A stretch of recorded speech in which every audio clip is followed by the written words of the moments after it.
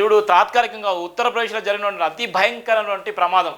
ఒక బాబాకు తాత్కాలిక పర్మిషన్లు ఇచ్చిళ్ళు. ఆ బాబాకు తాత్కాలిక పర్మిషన్లు ఇచ్చిన నేపథ్యంలో వందలాది మంది నిజంగా భక్తులు పోయి 116 మంది తొక్కిసలాటలో చనిపోయాలంటే అక్కడ ఉత్తరప్రదేశ్లో ఉన్నటువంటి నేపథ్యం బీజేపీ ప్రభుత్వం ఉంది. అక్కడ ఎలాంటి ఏర్పాట్లు చేసిలో చూడండి, ఎంత భయంకరమో చూడండి. భక్తి పేరుతో 116 మంది తొక్కిసలాటలు చనిపోయినటువంటి భయంకర పరిస్థితి చూసిన హత్రస్లో జరిగిన సంఘటన. ఎంతమంది చూడు, ఎంత ఘోరాతి ఘోరమో చూడండి. ఇంతకన్నా దేశంలో బీజేపీ ప్రభుత్వం వచ్చిన తర్వాత ఇంత భయంకరమైనటువంటి పరిస్థితి ఎక్కడ ఇంతవరకు జరగలేదు. ఇవాళ రైలు ప్రమాదాలు అనేక మంది చనిపోయినప్పటికీ ఇవాళ తొక్కిసలాటలో ఉత్తరప్రదేశ్లో బీజేపీ ఉంది.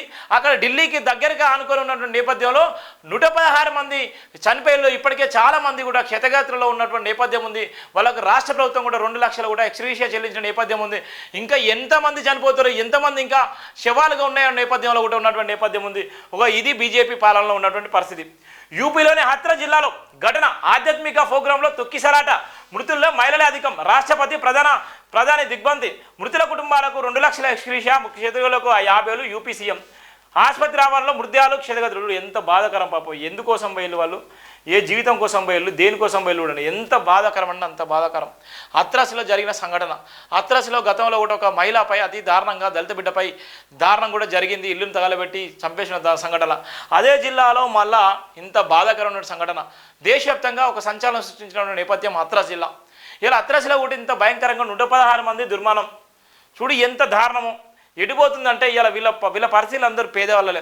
వీళ్ళందరూ దేవుడి పేరుతోని ఇలా మాయమాటలు చెప్పి మోసం చేసేటువంటి చాలామంది బాబాలు, చాలామంది ఆధ్యాత్మిక పేరుతోని నయవంచనకు గురి చేసేటువంటి చాలామంది నయవంచకులకు నిజంగా రాష్ట్ర ప్రభుత్వాలు, కేంద్ర ప్రభుత్వాలు అండదండలతోని ఇవాళ ఉన్నటువంటి సీఎంలను కానీ మినిస్టర్లను కలిసిన సందర్భాల ఫోటోలు పెట్టుకొని జనాన్ని మసిపూసి మారడేసేటువంటి నేపథ్యంలో ఇవాళ వాళ్ళని నమ్ముకొని ఇవాళ 116 మంది 116 మంది దుర్మరణం చెందినంటే అక్కడికక్కడ చనిపోయిందంటే ఆ బాధ ఎవరికి తగులుతుంది?